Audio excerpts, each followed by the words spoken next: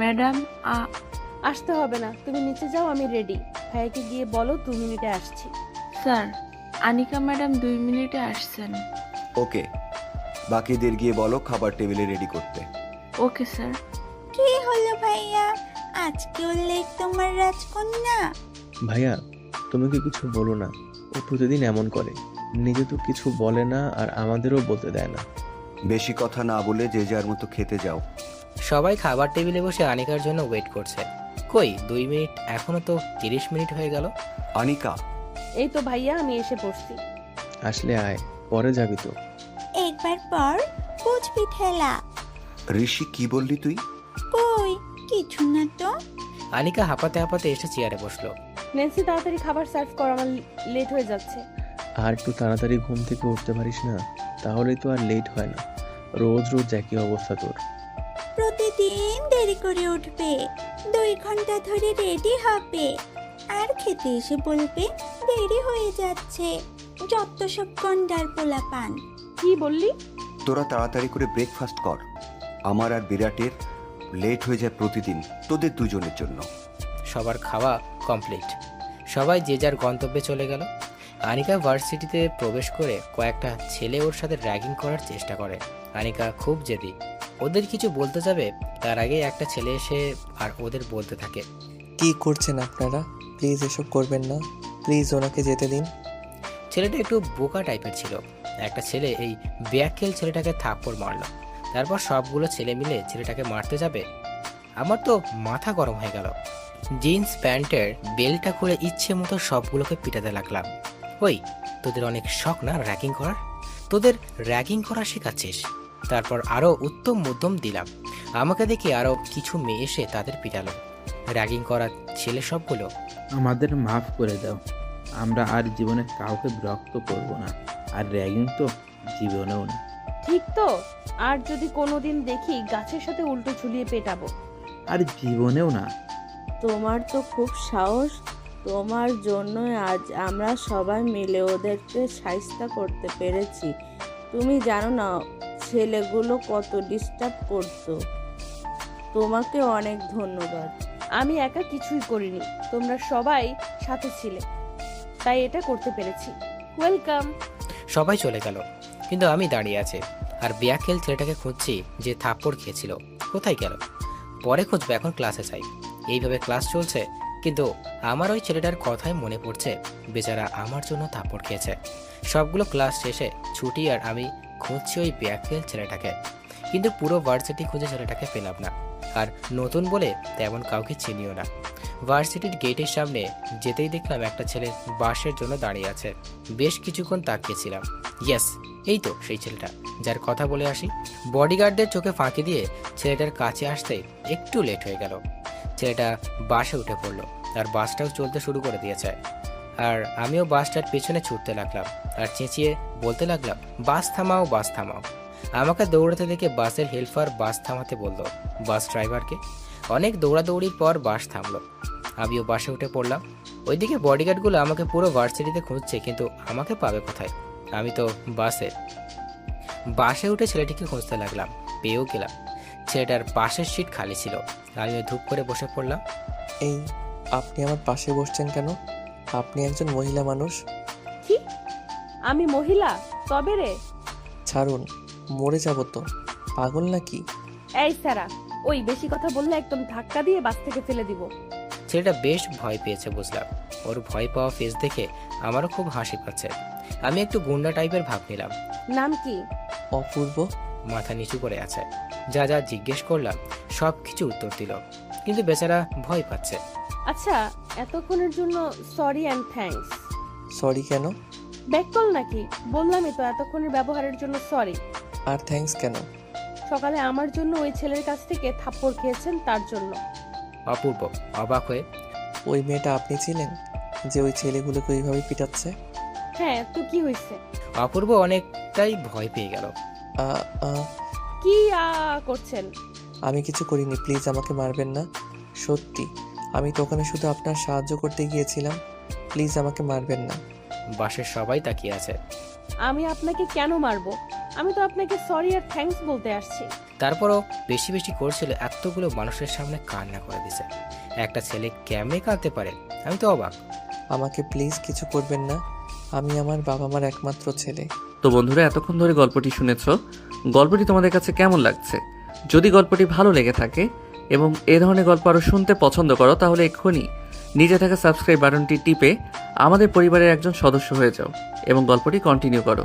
আর হ্যাঁ, একটি সুন্দর কমেন্ট করতে কিন্তু ভুলবে না। প্লিজ আমাকে যেতে দিন। অপূর্ব যেভাবে কাঁদছে মনে হচ্ছে ও মেয়ে আর আমি ছেলে। আমি এখনই ওকে রেপ করব। এত রাগ হলো, মাথা পুরো গরম হয়ে গেছে। দিলাম একটা ঠাস করে ওর গালের মধ্যে বসিয়ে। ওই ড্রাইভার, বাস থামান, আমি নামবো। তারপর আমি নেমে গেলাম। অপূর্ব এখনো গালে হাত দিয়ে দাঁড়িয়ে আছে। বডিগার্ডরা আমাকে না পেয়ে ভাইকে কল দিয়েছিল, কিন্তু আমার ফোন বন্ধ। আমি ও ট্যাক্সি করে বাড়ি চলে আসি। আর বাড়িতে এসে যা দেখলাম তা দেখার জন্য মোটেও প্রস্তুত ছিলাম না। ভাইয়া মাথায় হাত দিয়ে বসে আছে। বাড়ির যতগুলো কাজের লোক ছিল সবগুলো একসাথে হয়ে দাঁড়িয়ে আছে। বাকি দুই বড় ভাইয়া কাঁধে হাত দিয়ে কি যেন বলছে। সামনে সোফায় পুলিশ অফিসার আর বসে আছে, আরও কিছু অফিসার আলাদা একটু দূরে বসে আছে। আমার বডিগার্ডগুলোও আসতো রাম ছাগল। আমাকে পায়নি বলে হয়তো ভাইয়াকে বলে দিয়েছে, আর ভাইয়া এত কিছু করে ফেলেছে। উফ, কি যে করি ভাইয়াদেরকে নিয়ে। ওই তো আনিকা ম্যাডাম চলে এসেছে। ন্যান্সির কথা শুনে সবাই পেছনে মেইন ডোরের দিকে তাকালো। ভাইয়া আমাকে দেখতে পেয়ে মনে হলো যেন তাদের শরীরে আত্মা ফিরে আসছে। তিনজনে দৌড়ে এসে আমাকে জড়িয়ে ধরলো। আমি তো আরো অবাক। কোথায় গিয়েছিল জানিস? আমরা কত টেনশনে পড়ে গিয়েছিলাম। এই পাগলি, তোকে সারাক্ষণ জ্বালায় বলে রাগ করিস? তুই ছাড়া আমরা থাকবো কি করে? কোথায় চলে গিয়েছিলি?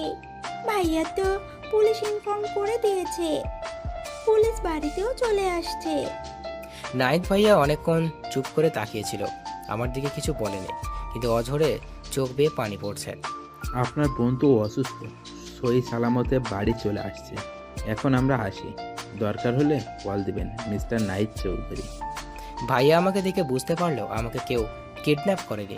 আমি নিজের ইচ্ছেই হয়তো কোথাও চলে গিয়েছিলাম। তাই ভাইয়া নিজের রুমে চলে গেল আর ভেতর থেকে দরজা লক করে দিল।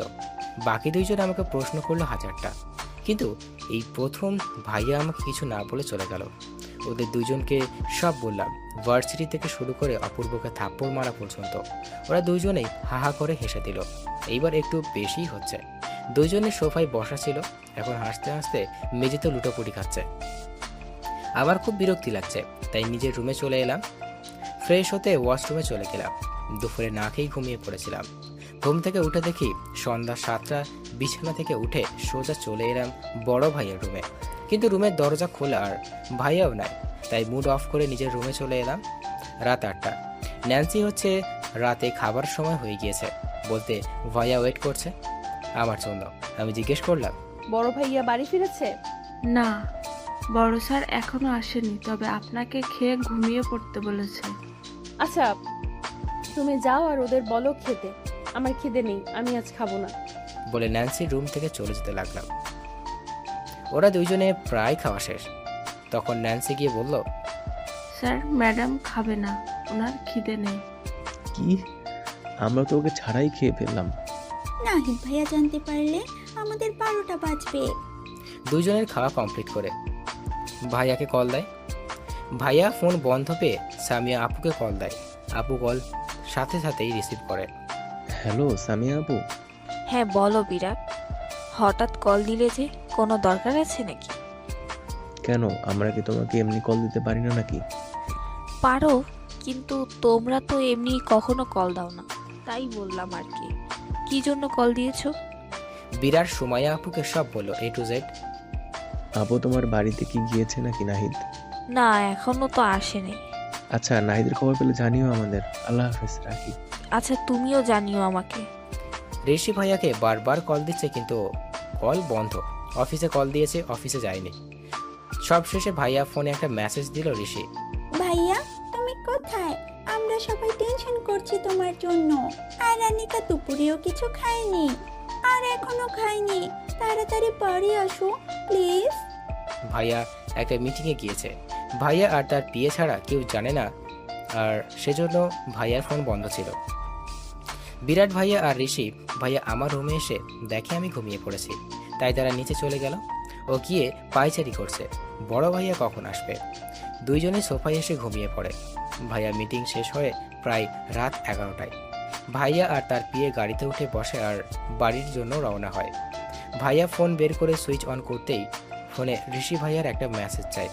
ভাইয়া মেসেজটা পড়তেই মাথায় পাহাড় ভেঙে পড়ে। যেখানে আমি এক বেলাও না খেয়ে ভাইয়া নিজের হাতে খাইয়ে দেয়, সেখানে আমি 2 বেলা না খেয়ে আছি। ভাইয়া মেসেজটাই খুব গরম। ড্রাইভার, তাড়াতাড়ি গাড়ি চালাও, 30 মিনিটের মধ্যে বাড়ি যেতে হবে। স্যার 2 ঘন্টার রাস্তা, 30 মিনিটে কেমনে যাব? আমার কলিজার টুকরা না খেয়ে আছে আর তুমি বলছো কিভাবে যাবে? গাড়ি থামাও। ধমক দিয়ে বলল, বেশ রেগে আছে এখন। ড্রাইভার গাড়ি থামাও। ভাইয়া গাড়ি থেকে নামলো। স্যার আপনি গাড়ি থেকে লাফলেন কেন? ভাইয়া কিছু না বলে গাড়ির ড্রাইভার বলল গাড়ি থেকে নামতে আর পেছনে গিয়ে বসতে। ড্রাইভারও ভয় পেয়ে পেছনের সিটে গিয়ে বসে পড়ে। এখন কার ড্রাইভ করবে আমার ভাই? তুফানের মতো গাড়ি চালাচ্ছে আর অনেক হাওয়ায়, রাস্তা বেশ ফাঁকায়। 40 মিনিট চলে এলো বাড়িতে। ভাইয়ার কাছে বাড়ির এক্সট্রা চাবি ছিল, তাই বাড়িতে ঢুকতে দেখতে পেল ওরা 2জন সোফায় শুয়ে আছে। আর ভাইয়ার বুঝতে বাকি রইল না, ওরা 2জন ভাইয়ার জন্য ওয়েট করছিল আর এখানে ঘুমিয়ে পড়েছে। ভাইয়া ওদের কাছে গিয়ে ওদের ডাকতে শুরু করলো। ঋষি, এই ঋষি, ওঠ ভাই, যা নিজের রুমে গিয়ে ঘুমা। ভাইয়া আর একটু ঘুমাতে দাও না। তারপর বিরাটের কাছে। এই বিরাট, ওঠ বলছি। দুজনে মিলে আমার একটা বোনকে খাওয়াতে পারলি না। উঠতে বলছি, ওঠ। আর একটু ঘুমাই না। নাহিদ উঠতে যাবে তখনই বিরাট নাহিদের হাত ধরে ফেললো। বিরাট নাহিদকে টান দিয়ে নিজের উপরে ফেললো। বিরাট ঘুমের মধ্যে। সুইট হার্ট, তুমি অনেক ভারী হয়ে গেছো সোনা। তোমাকে আমি খুব ভালোবাসি। তোমাকে দেখলে আমি আর কিছু দেখি না। তোমার হাসি দেখে আমি পাগল হয়ে যাই, ইচ্ছে করে তখনই। নাহিদ তো অবাক। কি বলছে বিরাট? বিরাট এক হাত দিয়ে নাহিদের গাল ধরে। জান পাখি, তোমার গালে মোচা দাড়ি মনে হচ্ছে। বলেই বিরাটের ঠোঁট জোড়া নাহিদের কাছে যাচ্ছে আর এক হাত দিয়ে নাহিদকে শক্ত করে ধরছে বিরাট। নাহিদ এটা দেখে নিজেকে কোনোভাবে ছাড়িয়ে ঠাস করে একটা থাপ্পড় মারে। হঠাৎ করে ঘুমের মধ্যে থাপ্পড় খেয়ে বিরাট চিৎকার দিয়ে সোফা থেকে মেঝেতে পড়ে যায়। মেঝেতে আরও একটা চিৎকার দেয়, ওরে বাবা গো, আমার মাথাটা গেল রে। বিরাটের চিৎকার শুনে লাফ দিয়ে উঠে পড়ল ঋষি। কি হয়েছে? এত চেঁচামেচি কিসের? বিরাট মেঝেতে বসে বোঝার চেষ্টা করছে কি হয়েছে এতক্ষণ। নাহিদ বিরাটকে উঠিয়ে, কিরে জান পাখি, সোনা বাবু জাদু, তোমার হাসি দেখে পাগল হয়ে যায়। এত কিছু অসভ্য গার্লফ্রেন্ডকে স্বপ্নে দেখে বড় ভাইকে কিস করতে যাচ্ছিলি। কি? তোমাকে কিস? আর বিরাট ভাইয়া করতে যাচ্ছিল? মালডালা। বিরাট ব্যাককেলের মতো তাকিয়ে আছে। বিরাট ভাইয়া, তুমি ভাইয়াকে কিস করলে সামিয়াপুর কি হতো? আল্লাহ। কি বললি? সামিয়া আবার কোথা থেকে আসলো? দাঁড়া, তোদের দুজনের হচ্ছে আজ। বিরাট আর ঋষি দুইজনেই হাসছে আর পুরো হল দৌড়াচ্ছে, আর নাহিদও ওদের পেছনে দৌড়াচ্ছে। তোদের দুজনের জন্য আজ আমার মান সম্মান সব যেত। আল্লাহ বাঁচাইছে, সবাই ঘুমাইছে। দৌড়ানোর মধ্যেই হঠাৎ করে নাহিদের মনে পড়লো তার রাজকন্যা যে না খেয়ে ঘুমিয়ে আছে। দৌড়ানো বন্ধ করে নাহিদ বিরাট আর ঋষিকে বলল, অনেক হয়েছে, এখন দৌড়ানো, দুজনে যাও আর আনিকার জন্য খাবার নিয়ে আসো। আমি রুমে যাচ্ছি। বিরাট ঋষি হাঁপাতে হাঁপাতে ওকে নিয়ে আসছি আমরা। দুজনে খাবার নিতে চলে গেল আর নাহিদ চলে গেল আনিকার রুমে। নাহিদ আনিকার রুমে ঢুকে লাইট অন করে আর আনিকার কাছে বসে। আনিকা আজও ওই ছোট্ট বেলার বাচ্চা আনিকার মতো ঘুমায়। নাহিদ আনিকার মাথায় হাত বুলিয়ে দিচ্ছে আর ঘুম থেকে ওঠানোর জন্য মৃদু সুরে ডাকছে, আনিকা ওঠ, আমার লক্ষ্মী বোন আমার। আনিকা চোখ ডলতে ডলতে ঘুম থেকে উঠল। আনিকা চোখ খুলতেই দেখে ওর ভাইয়া ওর পাশে বসে আছে। লাফ দিয়ে উঠে নাহিদকে জড়িয়ে ধরলো আর বলতে লাগলো, আই এম সরি ভাইয়া, আমি আর কখনো না বলে কোথাও যাব না। আমাকে ছেড়ে কোথায় চলে গিয়েছিলে তুমি ভাইয়া? আরে আমি একটা মিটিংয়ে গিয়েছিলাম আর মিটিং সিক্রেট ছিল, তাই কাউকে বলি নাই। কিছুক্ষণের মধ্যেই ঋষি আর বিরাট চলে এলো, হাতে খাবারের ট্রে। ও ভাইয়ার রাজকন্যা, ভাইয়া আসতেই উঠে গেছে। আর আমরা তো কেউ নই, তাই হাজার ডাকলেও উঠিস না।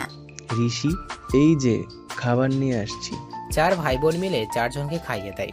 কি রে, নাহিদকে বল তোর ভার্সিটিতে আজকে মজার ঘটনাটা। ভার্সিটিতে কি হয়েছে আজ? কোনো ছেলে বাজে ব্যবহার করেছে কি? কুল ভাইয়া। চিল ভাইয়া চিল। বিরাট কিছুটা বলল, ঋষি কিছুটা বলল, বাকিটা আনিকা বলল। বলছে আর হাসছে। এখন তো নাহিদও হাসছে। কিন্তু আনিকা, তোমার ওই ছেলেকে থাপ্পড় মারা উচিত হয়নি। ছেলেটা তোমাকে বাঁচাতে গিয়েছিল আর থাপ্পড় খেয়েছে। তুমি তুমি বাসে দুষ্টামি করেছো, ভয় দেখিয়েছো, ঠিক আছে, কিন্তু পরে থাপ্পড় মারা একদমই উচিত হয়নি তোমার। কি করব ভাইয়া, ব্যাককল ছেলেটা এমন ভাবে ভয় পাচ্ছিল যেন মনে হচ্ছিল ও মেয়ে আর আমি ছেলে। যা করার করেছো, কাল গিয়ে সরি বলে দিও, ওকে? ওকে। খাওয়া শেষ। এক এক করে 3 ভাই আদুরে ছোট বোনের কপালে হাত বুলিয়ে কপালে চুমু দিয়ে চলে গেল যার যার রুমে ঘুমাতে। বিরাট, তোর খবর তো আমি সকালে নিব। সবাই ঘুমিয়ে গেছে। রাত পার হয়ে সকালের সূর্যি মামা নিজের আলো দিয়ে পৃথিবীকে আলোকিত করে তুলছে। সকালের মৃদু আলোয় চৌধুরী বাড়ির সবার ঘুম ভেঙে যায়। সবাই ঘুম থেকে উঠে ফ্রেশ হয়ে সবাই নাস্তা করার জন্য নিচে চলে আসে। আজকেও সবাই আনিকার জন্য ওয়েট করছে।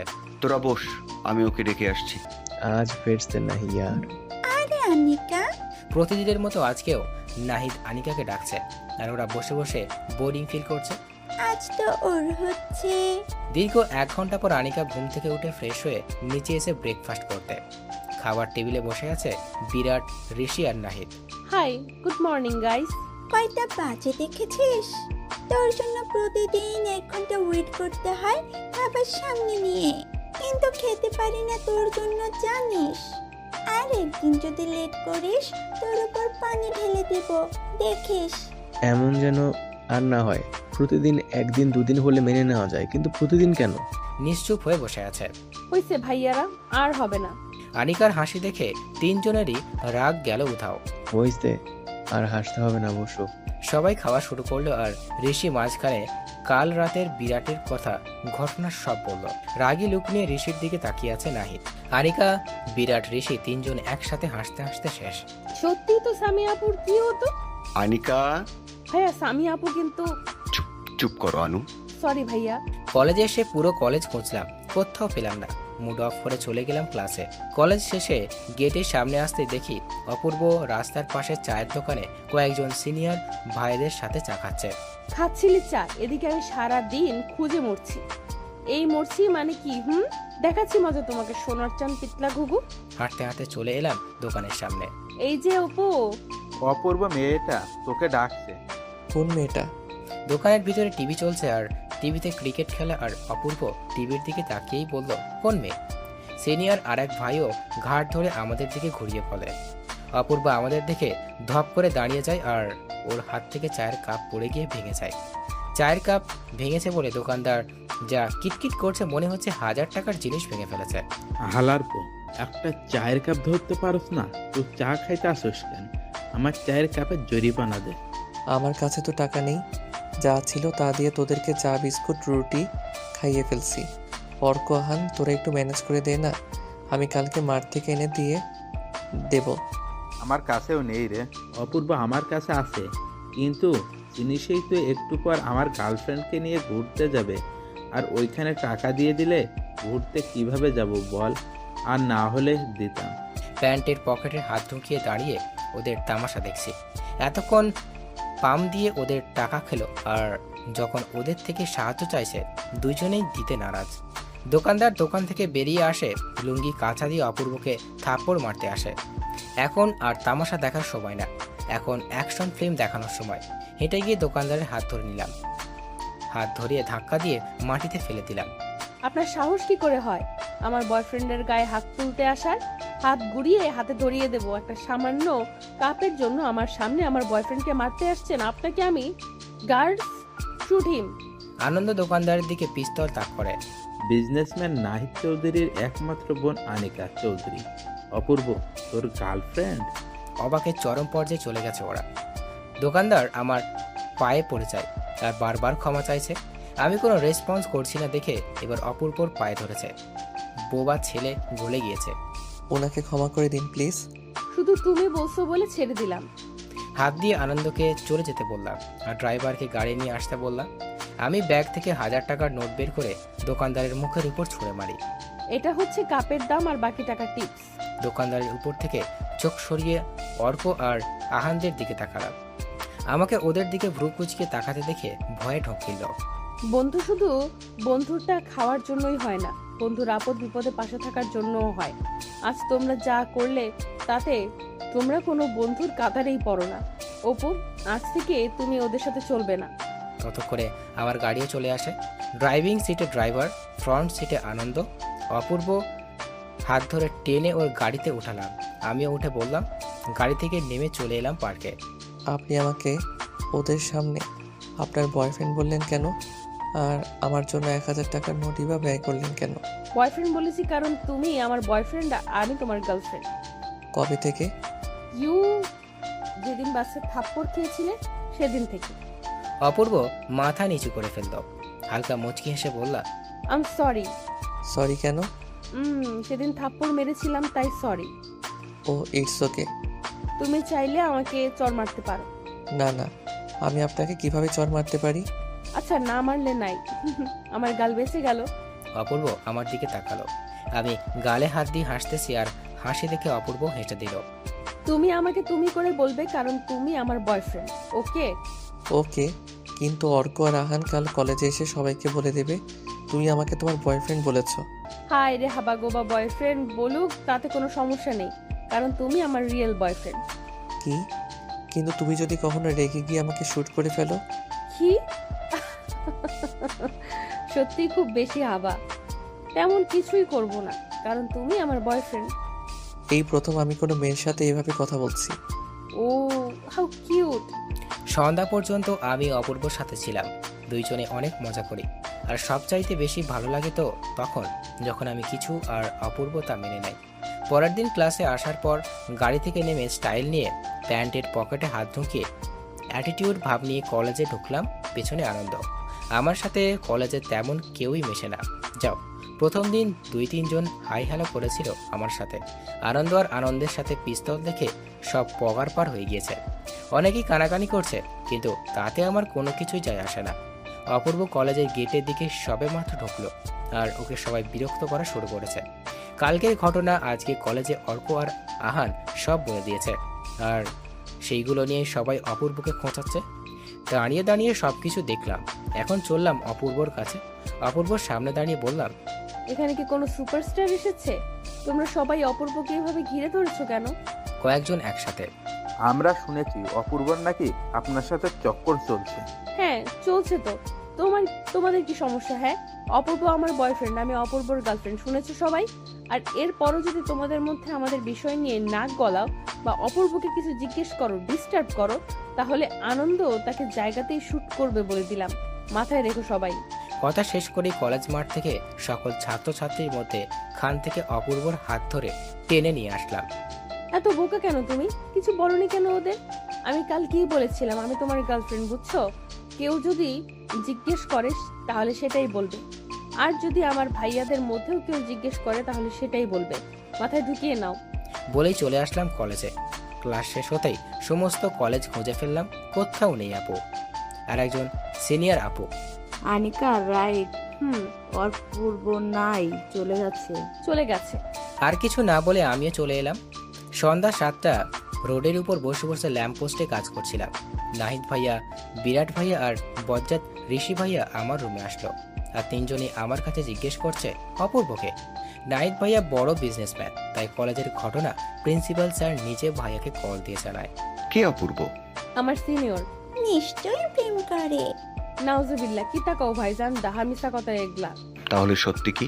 এইটা ওই ছেলেটাই না যে ছেলেটাকে বাসে থাপ্পড় মেরেছিলি আর আমি তোকে ওর কাছে গিয়ে সরি বলতে বলেছিলাম? হ্যাঁ বীরু ভাইয়া, ওই আসলে আমি ওই দিন কলেজে গিয়ে এই ছেলেটাকে খুঁজি কিন্তু পাই না। কলেজ শেষে কলেজের সামনে একটা চায়ের দোকানে ওকে দেখি চা খেতে, তাই আমি ওখানে গিয়েছিলাম ওকে সরি বলতে। কিন্তু অপূর্ব আমাকে এতটাই ভয় পেত যে আমাকে দেখে ভয়ে দাঁড়িয়ে যায় আর ওর হাতের কাপটা মাটিতে পড়ে ভেঙে যায়।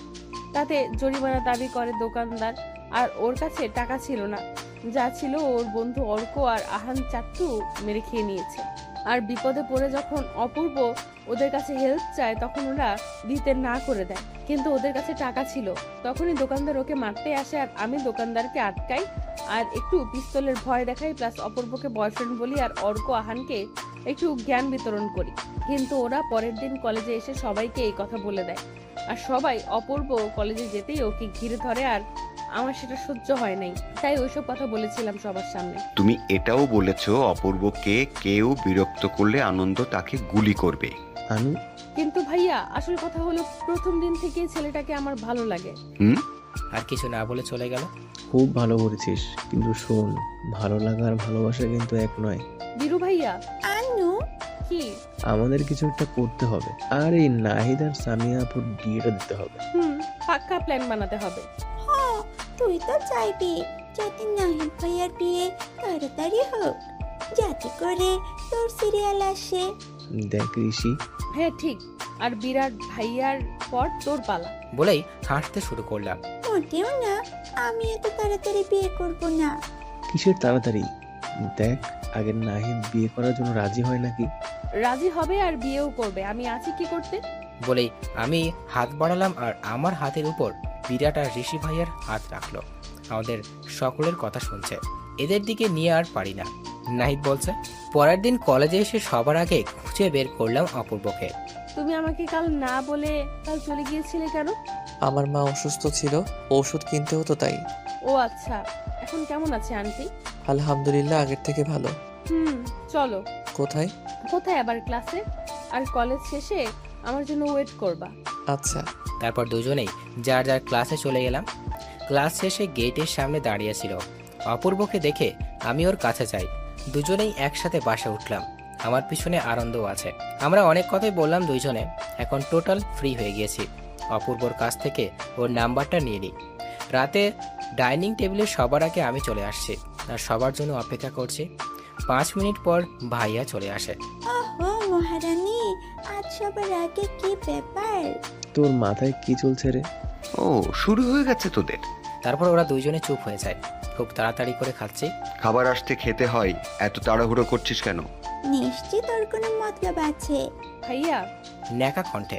ঋষি সব সময় খালি আমাকে চুপ করায়।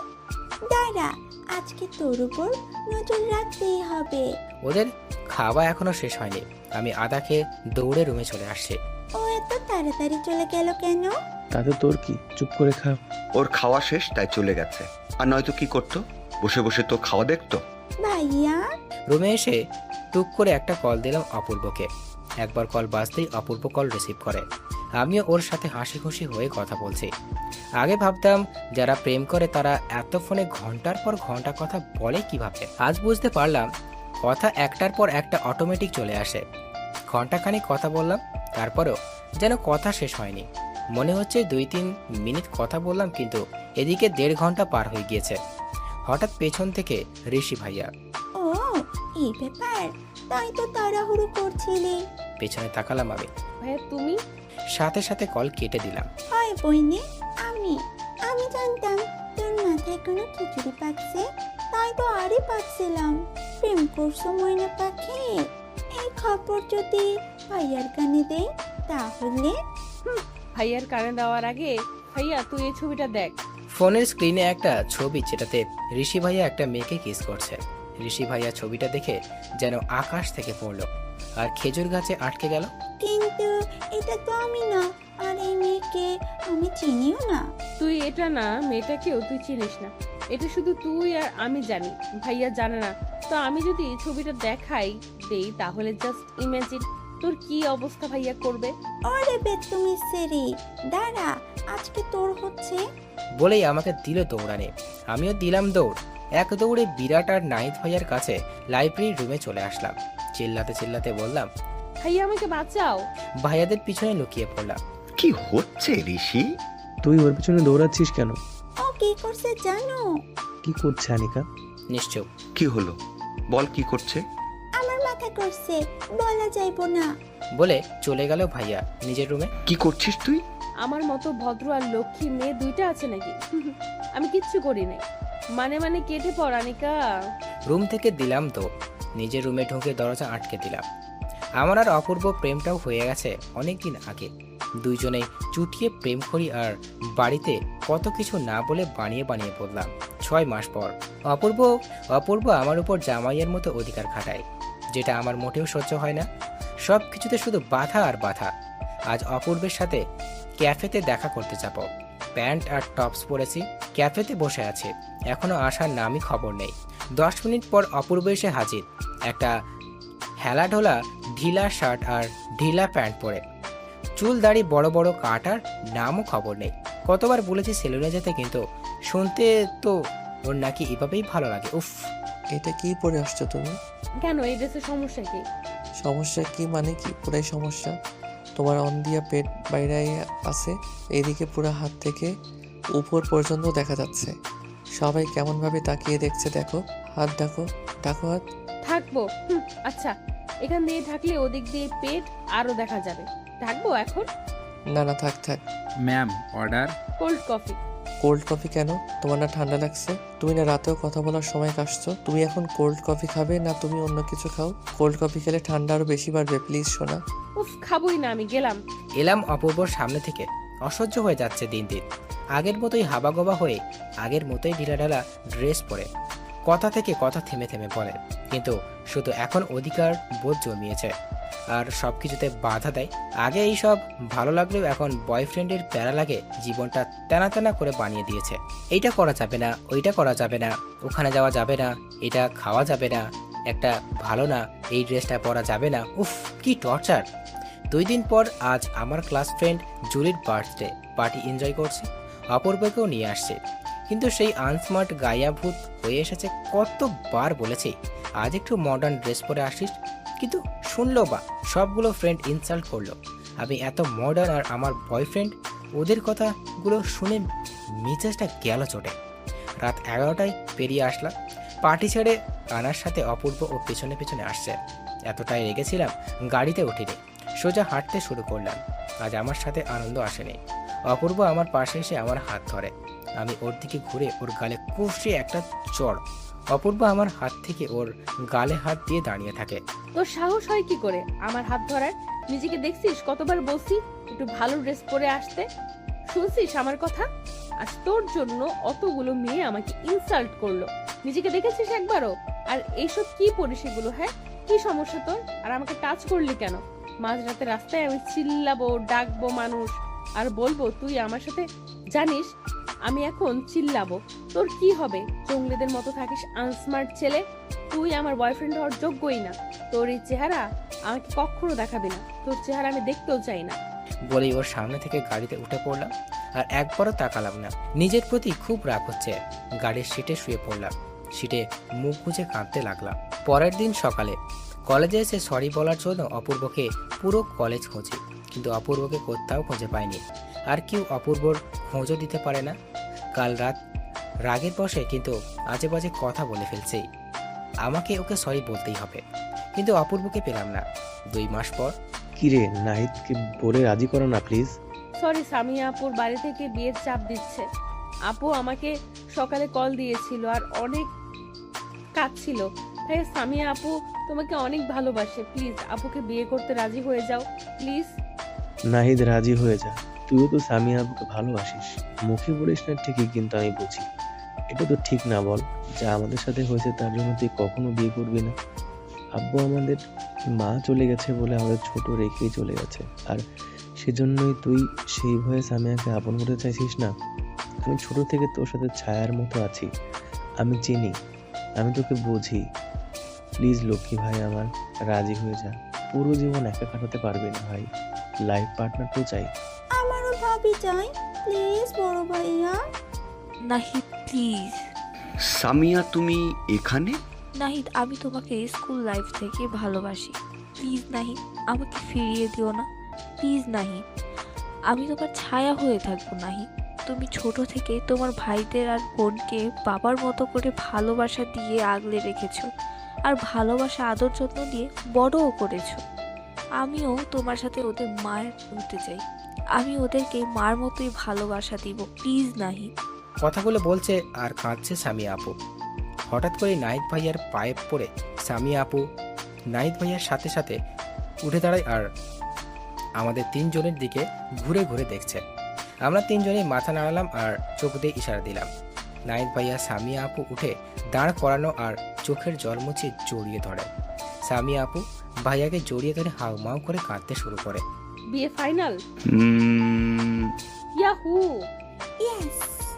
বিরাট ভাইয়া এক হাত দিয়ে আমাকে জড়িয়ে ধরলো আর এক হাত দিয়ে ঋষিকে জড়িয়ে ধরলো আর আমাদের কপালে চুমু দেয়। আমি ফট করে বলে উঠি, আমার একটা শর্ত আছে। জি? কি শর্ত? তোর আবার কিসের শর্ত? নাহিদা আপুর সাথে বিরাট ভাইয়েরও বিয়ে হবে। কি, তুই কি পাগল হয়ে গেছিস?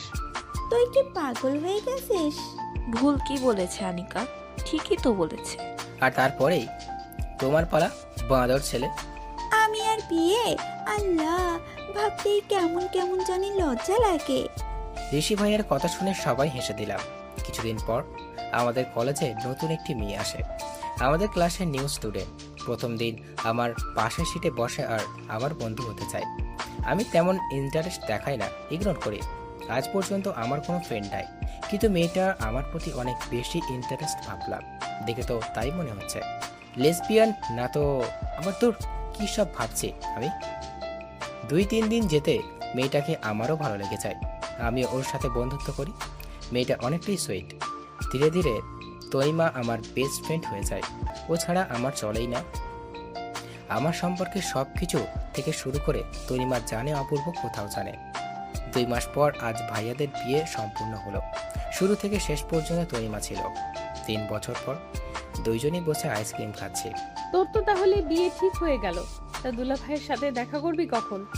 করাবো, এই তো আজকেই আমেরিকা থেকে আসছে আর ফার্স্ট এখানেই আসবে। ও, তুই তো আর কাউকে বয়ফ্রেন্ড বানালি না, আজও কি ওই ছেলেটাকে ভালোবাসিস জানো? তুই তো সবসময় জানিস ভালো তো ওকেই বাসতাম, কিন্তু ও আমাকে অনেক প্যারা দিত। এখন অনেক শান্তিতে আছি, ভালো আছি, প্যারা নাই, চিল। কিন্তু আমি পরের দিন কলেজে সরি বলার জন্য অপূর্বকে অনেক খুঁজেছি রে, কিন্তু কোথাও পাইনি। আমি সেদিন অনেক বেশি বকে ফেলেছিলাম রে। ওই তো ও এসে গেছে। তৈমার কথা শুনে সামনে তাকালাম। বাইক দিয়ে আসছে দুলাভাই। আমরা উঠে দাঁড়িয়ে বাইক বসে হেলমেট খুলতে আমার চোখ কপালে উঠে গেল। অপূর্ব, কেমন আছো বাবু? অপূর্ব বাইক থেকে নামে। আমি ভালো আছি বাবু, তুমি কেমন আছো সোনা? খাও না নাকি শুকিয়ে গেছো দেখছি? কপালে পড়ে থাকা চুলগুলো কানের পেছনে গুঁজতে গুঁজতে বলল, আর এক হাত দিয়ে জড়িয়ে ধরেছে তরিমাকে অপূর্ব। দুলা ভাই তো বুড়ো হয়ে গেছেন দেখছি। আরে কি যে বলিস, ও তো আমেরিকা ছিল আর আমেরিকাতে সাদা চুলেরই ফ্যাশন। ওকে, বলেছিলাম না আমার বেস্ট ফ্রেন্ড। ওহো শালি, আমার আদি ঘরওয়ালি। ওরে শালি রে। আমার গাল টেনে বলল। কি হলো এটা? ও এমনই, রাগ করিস না, খুব দুষ্টু। তোকে কিন্তু অনেক জ্বালাবে, আমাকেও অনেক জ্বালাই, অনেক দুষ্টামি করে, অনেক ফানি ফানি কথা বলে। আমি তো ভুরু কুঁচকে তাকিয়ে আছি। এত স্মার্ট কিভাবে? ও যাই হোক, কিন্তু তাতে আমার কি? কিন্তু ওকে তনিমার সাথে দেখে আমার এমন লাগছে কেন? চলো বাবু, তোমাকে আগে কিছু খাওয়াই, অনেক শুকিয়ে গেছো তুমি। তুইও চল শালি। তুই না, আমি যাব না, আমি বাড়ি যাচ্ছি। তনি তুই যা। এই শালির ঘরে শালি, কোথাও যাবি না, আমাদের সাথেই যাবি, আর নয়তো তুলে নিয়ে যাবো শালি। আমি তো রাগে দাঁত কটমট করছি। প্লিজ রাগ করিস না, চল রেস্টুরেন্টে। অপূর্ব তরিমাকে এক হাত দিয়ে জড়িয়ে ধরে রাখছে আর চুলে হাত বোলাচ্ছে। সামনে বসে বসে তামাশা দেখছি, ইচ্ছে করছে। কি খাবে তুমি সোনা? Cold coffee. না না, কোল্ড কফি খাওয়া যাবে না, তোমার ঠান্ডা লাগছে। কোল্ড কফি খেলে তোমার ঠান্ডা বাড়বে, আর তাতে তোমার কষ্ট হবে, আর তোমার কষ্ট হলে আমারও কষ্ট হবে সোনা, তাই অন্য কিছু খাও। আচ্ছা তোমার যা ভালো লাগে তাই নিয়ে আসো। দেখেছিস জানো আমার কত খেয়াল রাখে, আমাকে কত ভালোবাসে, একটু ঠান্ডা লাগছে বলে। দেখছি। ওই শালির ঘরে শালি, তুই কি খাবি? কি কি খাবি? আচ্ছা দুলা ভাই খাওয়াবে বলে কথা, আমি কি না করতে পারি? খাবো 4টা পিৎজা, 3টা বার্গার, 2টা রোল, কেএফসি চিকেন, 2টা কোক। এই তুই এত কিছু খেতে পারবি? দুলা ভাই খাওয়াবে বলে কথা, আমি খেতে পারবো। সব খাইতে হবে না, খাইয়া এনতে উঠতে পারবি না। ওরে শালির ঘরে শালি রে, ভাবছে আমার কাছে টাকা নাই। পরের দিন তনিমা কল দেয়। আমার বিয়ের শপিং আর তোকে আমার সাথে শপিং এ যেতে হবে। কেন? তোর বরকে নিয়ে যা। ও তো যাবেই, কিন্তু তোর চয়েস ভালো, ফাইনাল তুই যাবি। তাড়াতাড়ি রেডি হয়ে বের হ। আমি যাব না তনি। কেন? কি বলবো এখন? আসছি শপিং মলে। বাবু এটা নাও, এটা তোমাকে মানাবে। ঠিক আছে। বাবু এটা মানাবে না, সুন্দর না, অন্যটা দেখাও। ওর কাহিনী দেখে বিরক্ত লাগছে, তাই চেঞ্জিং রুমের সামনে চলে আসলাম। পেছনে ঘুরতেই দেখলাম অপূর্ব দাঁড়িয়ে আছে। তুমি এখানে? এই শালি, ঠিক করে কথা বলো। কি ঠিক করে কথা বলবো? শালি বলেই পেছনে চেঞ্জিং রুমে ঢুকে পড়ে একসাথে 2-3টা থাপ্পড় খেয়ে বের হয়ে হিহি মহিলা চেঞ্জিং রুমে ঢোকার পরে। Sorry aunty. আরো 2-3টা বজ্জাত ছেলে। আগামীকাল তরিমা অপূর্বর বিয়ে এই শীতে। আজ আমার খুব ইচ্ছে হচ্ছে, হারানো ভয় জমেছে বুকের মধ্যে। আমাকে চুপচাপ থেকে দুইজনেই ভাবি সামিয়া ও সাদিয়া আর 3 ভাই নাহিদ, বিরাট, ঋষি এসে আমাকে আমার মন খারাপের কারণ জিজ্ঞেস করে। আমিও তাদের সব বলি। সবাই সাজেস্ট করে আমার অপূর্বর কাছে গিয়ে অপূর্বকে সরি বলা উচিত। কাল গিয়ে সরি বলে দিস। সবাই আমার রুম থেকে চলে যায়, আমিও আর পারছি না। আমি তখনই বাড়ি থেকে বেরিয়ে পড়ি। অপূর্বর ফ্ল্যাটের সামনে এসে ওকে কয়েকবার কল দেয়। তৃতীয়বার কল রিসিভ করে আমি অনেকবার রিকোয়েস্ট করলে অপূর্ব নিচে রাস্তায় আসে। এত রাতে কেন ডেকেছো? I am sorry Apu. For what? ওই রাতের খারাপ ব্যবহারের জন্য সরি। আমি কলেজে তোমাকে খুঁজছিলাম সরি বলার জন্য, কিন্তু তোমাকে কোথাও পাইনি। আচ্ছা, কথা শেষ, এখন যাও। অপু প্লিজ আমাকে মাফ করে দাও প্লিজ। বলে অপূর্বর হাত ধরে নিলাম। অপূর্ব ঝাড়া দিয়ে আমার হাত সরিয়ে দিল। ওই তুই আমার হাত ধরলি কেন? তোকে সাহস দিছে কে আমাকে টাচ করার? হ্যাঁ, এই জন্যই আসছিস এত রাতে? আর যদি এতই দরাদরি করার ইচ্ছা থাকে তাহলে চল ওই 2 তলায় আমার ফ্ল্যাট, চল সারা রাত দরাদরি করবো, কেউ জানবেও না। আমি অপূর্বের কথা শুনে চোখের পানি ধরে রাখতে পারলাম না। কি বলছে অপূর্ব এই কথাগুলো? অপূর্বের হাত ছেড়ে দিলাম। ও হেঁটে চলে গেল। যেখানে দাঁড়িয়ে আছি সেখান থেকে নড়তেও পারছি না। আর 6 বছর আগের জায়গাটাতেও আমি দাঁড়িয়ে আছি। এভাবেই অপমান করেছিলাম। বেশ কিছুদিন দাঁড়িয়ে থেকে হাঁটতে শুরু করি। আনমনে হাঁটছি আর চোখের জল মুছছি। বাড়ি যেতে ইচ্ছে করছে না, তাই রাস্তার পাশেই বসে পড়ি। আবার আমার মনে হচ্ছে কেউ আমাকে দেখছে। পেছনে ঘুরে তাকাতে যাব তার আগেই কে যেন মাথায় খুব জোরে আঘাত করলো।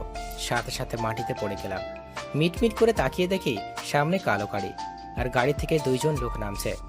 একজন বলতে শুরু করলো, এবার নাহিদ চৌধুরীর কাছ থেকে মোটা অঙ্কের টাকা হাতিয়ে নেব। আর যদি টাকা না দেয়? না দিলে মেরে ফেলবো। একে বাঁচিয়ে রেখে আমাদের কি লাভ? টাকা দিবে, সাথে বাবু করবে। 3 ভাইয়ের কলিজার টুকরা আনিকা চৌধুরী আর 3 জনেরই প্রাণ ভোমরা। কথাগুলো বলেই উচ্চ স্বরে হাসতে শুরু করে দেয়। কেউ একজন আমার হাত ধরে আমাকে উঠানোর চেষ্টা করছে। আমি যন্ত্রণায় সেন্সলেস হয়ে পড়ি। সকালে আস্তে আস্তে চোখ খুলে তাকাই, নিজেকে আবিষ্কার করি নিজেরই রুমে। কিভাবে সম্ভব? তাহলে কি আমি স্বপ্ন দেখছিলাম? বলেই বিছানায় বসে আয়নার দিকে তাকাতেই মাথায় ব্যান্ডেজ দেখলাম। মানে আমি স্বপ্ন দেখছিলাম না? উফ, অসহ্য ব্যথা করছে। কিন্তু আমি বাড়িতে আসলাম কিভাবে? বলেই বিছানা থেকে উঠে সিঁড়ি বেয়ে নিচে চলে আসলাম। ভাইয়া আর ভাবিরা হলরুমের সোফায় বসে আছে, আর তাদের ওপর পাশে একজন বয়স্ক লোক। আমাকে আসতে দেখে ভাইয়া আর ভাবি বলল, তুমি কেন নিচে আসছো? আমিও বলি আমি কিভাবে বাড়ি আসলাম। বলতে বলতেই লোকটার পিছনে ঘুরে আমার দিকে তাকালো। লোকটাকে দেখে আমার চোখ অটোমেটিক পানি চলে আসে, আর দৌড়ে গিয়ে লোকটাকে জড়িয়ে ধরি। কাঁদতে কাঁদতে বললাম, আব্বু এতদিন কোথায় ছিলে? এতদিন কেন আসোনি? তোমাকে আমি কত মিস করেছি তুমি জানো? আমাদের কথা কি তোমার একটুও মনে পড়েনি? আমাকে এইভাবে দেখে নাহিদ ভাইয়া আর বিরাট ভাইয়া 2 জনেই আব্বুর দিক থেকে মুখ সরিয়ে নেয়। আমাকে দেখে ঋষি ভাইয়া এসে আব্বুকে জড়িয়ে ধরে। আমি যে তোদের অনেক মিস করেছি। বারবার ইচ্ছে হতো সব কিছু ছেড়ে চলে আসি তোদের কাছে, কিন্তু তোদের ছোটবেলায় ওইভাবে ফেলে অকৃতজ্ঞ বাবার মতো পরিস্থিতি থেকে পালিয়ে গিয়েছিলাম। সেই ঘটনাগুলো আমাকে তোদের কাছে আসতে দিত না, কিন্তু গতকাল আর নিজেকে আটকে রাখতে পারিনি। সব ফেলে তোদের কাছে চলে এসেছি। তোরা দয়া করে তোদের এই অকৃতজ্ঞ বাবাকে ক্ষমা করে দে, আর বাকি যতদিন বেঁচে থাকি তোদের সাথে থাকার অনুমতি দে। তোরা ছাড়া তো আমার আর কেউ নেই। ও, এতদিন পর মনে পড়েছে তোমার আমরা ছাড়া তোমার আর কেউ নেই। আপনি আমাদের কলেজের টুকরোকে কিডন্যাপারদের কাছ থেকে বাঁচিয়েছেন, তার জন্য আমরা আপনার কাছে কৃতজ্ঞ থাকব। আমরা আপনাকে কখনো ক্ষমা করব না। আপনার জন্য আমাদের ছোটবেলা নষ্ট হয়ে গেছে। যে বয়সে ছেলেমেয়েরা খেলাধুলা করে সে বয়সে আপনি আমাদের একা ফেলে কাঁধে দায়িত্ব দিয়ে পালিয়ে গিয়েছিলেন। একবারও ফিরে আসতে চাননি, আর এত বছর পর আসছেন মাপ চাইতে? আনু, কাল যখন তোকে ওই দিন জনলোক গাড়িতে উঠাইতেছিল, তখন ওই রাস্তা দিয়ে আসছিল আব্বু। একজন মেয়েকে 3জন লোক গাড়িতে উঠাতে দেখে সেখানে গাড়ি থামায়, আর আব্বুর 5জন গার্ডস তাদের সাথে লড়ে তোকে বাঁচায় এবং তাদেরকে পুলিশের হাতে তুলে দেয়। এই কথা শুনে আব্বু আর ভাইয়াদের মুখের দিকে তাকালাম, আর আব্বুর ভয়ে আমি ওদের কাছে ক্ষমা চাইলাম। অনেক রিকোয়েস্ট করার পর ওরা আব্বুকে মাফ করে দেয়, আর আমরা সবাই সবাইকে জড়িয়ে ধরি। আমি আর ঋষি ভাইয়া আমাদের খুশি ডাবল, নাহিদ, বিরাট, আব্বু ডাবল। আমি আর ঋষি ভাইয়া নিজেদের দিকে তাকিয়ে হাসছি, আর দুইজনের হাতে একটা তালি দিয়ে বললাম, আমি ফুপি হতে চলেছি, আর আমি চাচা। তাও আবার 2টা বেবির। হোয়াট? কি? বড় ভাবি আর মেজো ভাবি দুজনেই আমাদের সুখবর দিছে। একসাথে বলার সাথে সবাই সামিয়া আর সাদিয়া ভাবির দিকে তাকালো, তারপরেও চোখ নিচে নামিয়ে নিল, লজ্জা পেয়েছে। নাহিদ ভাইয়া আর বিরাট ভাইয়া ভাবছে, কাছে গিয়ে এক হাত দিয়ে জড়িয়ে ধরে, আর আব্বু দুজনেই আশীর্বাদ করে। সন্ধ্যাবেলা রুমে বসে আছি, হঠাৎ ফোনটা বেজে ফোনটা হাতে নিতেই দেখি তনিমার কল। নিজেকে সামলে কল রিসিভ করি। তুই কখন আসবি? তুই না আসা পর্যন্ত আমি বিয়ে করব না। কিন্তু টনি, এটা ফাইনাল। তুই না আসা পর্যন্ত আমি কবুল বলবো না। আচ্ছা আসছি। বলেই কল কেটে দিলাম। চোখের কোণে এক ফোঁটা পানি মুছে নিলাম। আজ শাড়ি পরবো, জীবনে প্রথমবারও শেষবার। নীল সিল্ক শাড়ি, হাফ হাতার ব্লাউজ এই শীতে। তনিমার বাড়ির সামনে এসে গাড়ি থেকে নামলাম। এদিকে ঠান্ডা বাতাস, শীতে কাঁপছে। বাড়ির সামনে এসে দেখে মনে হচ্ছে না এটা কোনো বিয়ে বাড়ি, কোনো কিছুই তো হয়নি। বাড়িতে ঢুকে সিঁড়ি দিয়ে তনিমার রুমে আসলাম। তনিমা আয়নার সামনে বসে চুল আঁচড়াচ্ছে। কিরে, তুই এখনো রেডি হসনি? আজ না তোর বিয়ে? আজ আমার বিয়ে না রে আনু। মানে? তুই তো কখনো শাড়ি পরিস না, আজকে যে বললি। ইচ্ছে হয়েছে তাই, কিন্তু তুই যে বললি আজ বিয়ের না। আমার অপূর্বের সাথে বিয়ে হচ্ছে না, আর এতদিন আমরা নাটক করেছি। মানে? অপূর্ব আমার ফুফাতো ভাই। ওই দিন রাতে যখন তুই ওকে অপমান করে চলে গিয়েছিলি, ও তখন অনেক ভেঙে পড়েছিল। সেখানে এই রাস্তার মাঝে বসে কেঁদেছিল। পরের দিন আমাকে সবকিছু বলে। আমি ওকে পরামর্শ দেই আমেরিকায় চলে যেতে, আর ওর পড়াশোনা কমপ্লিট করে।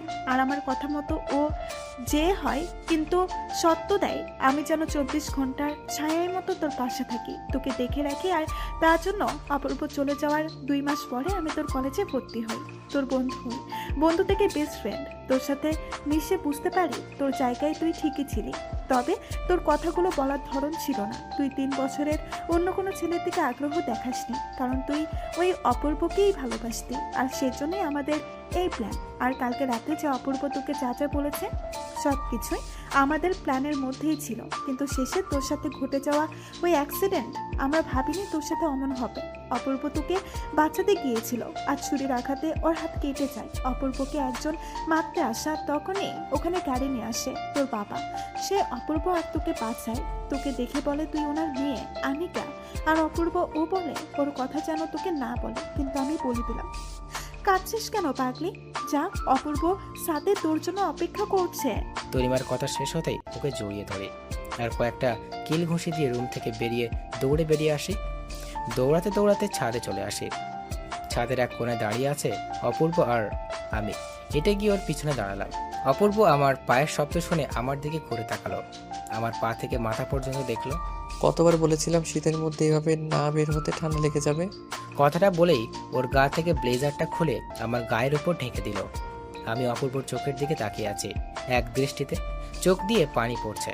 অপূর্ব আমার গালে হাত দিয়ে পানি মুছতে মুছতে বলল, সরি কালকের জন্য। অপূর্বের কথা শেষ হতেই না অপূর্বকে জড়িয়ে ধরলাম। অপূর্ব আমাকে জড়িয়ে ধরলো। কিছুক্ষণ পর ছেড়ে দিয়ে বললাম, আমিও সরি। অপূর্ব আমার দিকে তাকিয়ে হেসে দিল, আর আমিও হেসে দিলাম। অপূর্ব আমাকে এক হাত দিয়ে জড়িয়ে ধরলো আর ছাদের কিনারায় নিয়ে এসে দাঁড়ালো। ওই যে দেখছো আকাশে চাঁদ, আজ থেকে তুমি আমার ঘরে সেই চাঁদের আলো। খুব বেশি ভালোবাসি তোমাকে। আমি আমার ভুল বুঝতে পেরেছি, আর এই 3 বছরে নিজেকে তোমার মনের মতো করে তৈরি করে আসছি তোমার কাছে। I am sorry Apu. হুশ, আর কোনো সরি না। আজ থেকে শুধু ভালোবাসা, আর ফ্যামিলিকে বলতে তো হবে আমাদের বিয়ে দিতে। আমরা বলবো, লজ্জা লাগবে না? বিয়ে করব আমরা, একসাথে থাকবো আমরা, আর আমাদের হয়ে কথা বলবে কারা? অন্য কেউ বলবে সে আশায় বসে থাকবো নাকি? আমি তো বলবো, আর তোমাকেও বলতে হবে বাবু। হ্যাঁ বলবো, আর রাজিও করাবো। আর কিছু না বলে লজ্জায় মাথা নিচু করে নিলাম। অপূর্ব আমাকে আবারও জড়িয়ে ধরলো, আমিও অপূর্বকে শক্ত করে জড়িয়ে ধরলাম। দুজনেই ছাদ দেখছি আর কথা বলছে। 3 বছরের জমানো কথা সব আজ বলছি। সমাপ্ত।